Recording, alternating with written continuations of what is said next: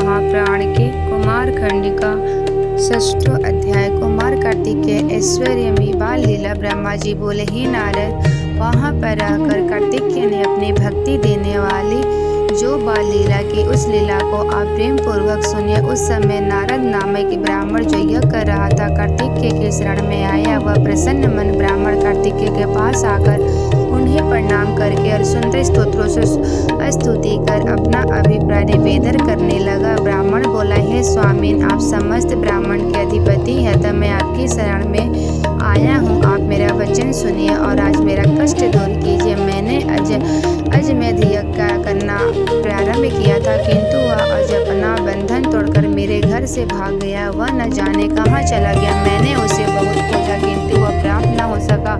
वह बड़ा बलवान है, अतः अब तो मेरा यज्ञ भंग हो जाएगा। हे विभो, आप जैसे स्वामी के रहते मेरे यज्ञ का विनाश किस प्रकार हो सकता है? इसलिए हे अखिलेश्वर, इस प्रकार से विचार कर मेरी कामना पूर्ण कीजिए। हे प्रभु, हे शिवपुत्र, संपूर्ण ब्रह्मांड के स्वामी और समस्त देवताओं से सेवित होने वाले आपको छोड़कर अब मैं किसकी शरण में जाऊं?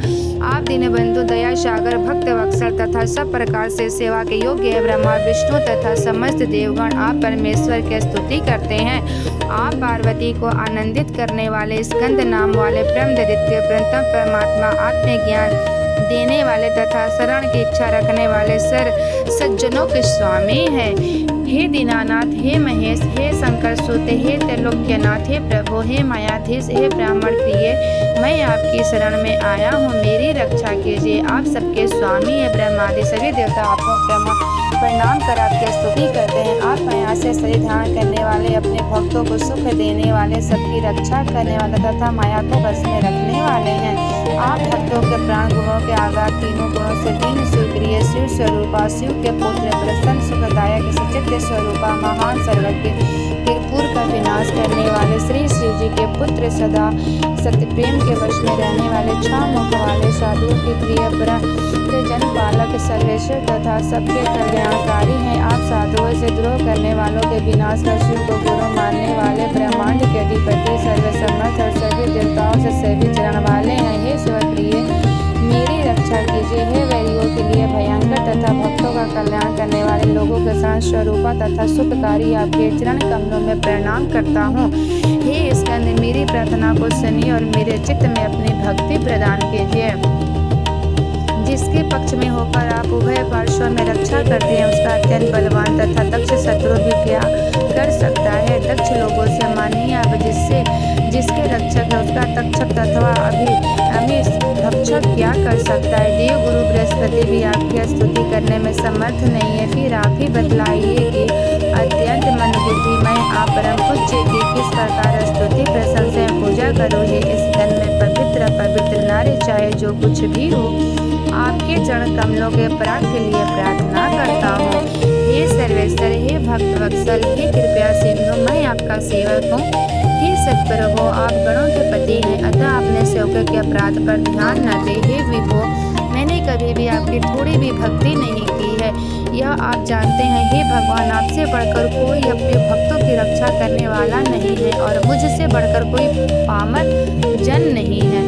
आप कल्याण करने वाले, कली के पापों को नष्ट करने वाले, कुबेर के बंधु, करुदान चित्त वाले, 18 नेत्र तथा 6 मुख वाले, और हे गुरु, आप मेरे यज्ञ को पूर्ण कीजिए। आप त्रिलोकी के रक्षा, शरणागतों से प्रेम करने वाले, यज्ञ के पिता, यज्ञ के पालक और विंध्यकारियों का वध करने वाले हैं। साधु जनों के विघ्न को दूर करने वाले और सब प्रकार से सृष्टि करने वाले, हे महेश्वर पुत्र, मेरे यज्ञ को पूर्ण कीजिए। आपको नमस्कार है।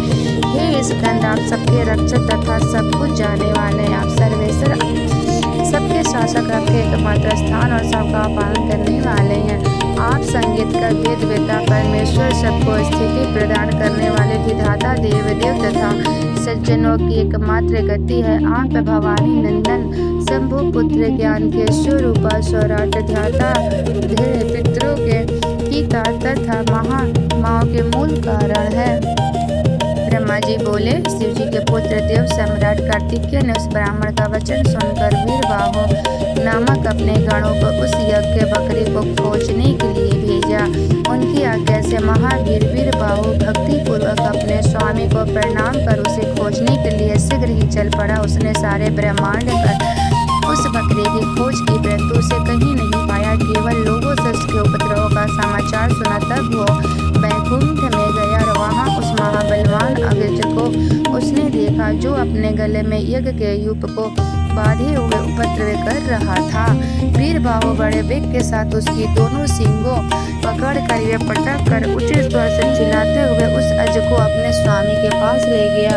उसको देखते ही सृष्टिकर्ता प्रभु कार्तिकेय समस्त ब्रह्मांड का संहार ध्यान कर उसके ऊपर आरूढ़ हो गए हैं। मुने वह अज बिना विश्राम किए ही क्षण मात्र में सारा ब्रह्मांड घुमाकर फिर वहीं आ गया। तब कार्तिकेय उसे उतरकर अपने आसन पर बैठ गया और वह आज वही खड़ा रहा। तब वह नारद ब्राह्मण कार्तिकेय से कहने लगा। नारद बोला, हे देव देवेश, आपको प्रणाम है। हे कृपया निधे, अब आप मेरे इस आज्ञा को मुझसे प्रदान कीजिए, जिससे मैं आनंद पूर्वक यज्ञ करूँ। आप मुझसे मित्र भाव रखिए। कार्तिकेय बोले, हे ब्राह्मण, यह अज वध के योग्य नहीं है। हे नारद, अब आप अपने घर जाइए। आपका संपूर्ण यज्ञ मेरी कृपा से पूर्ण हो गया है।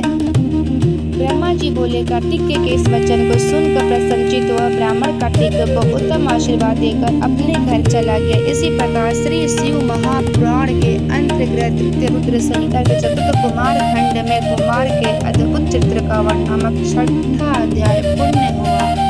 हर हर महादेव शंभु काशी विश्वनाथ गंगे नमः पार्वती पते हर हर महादेव।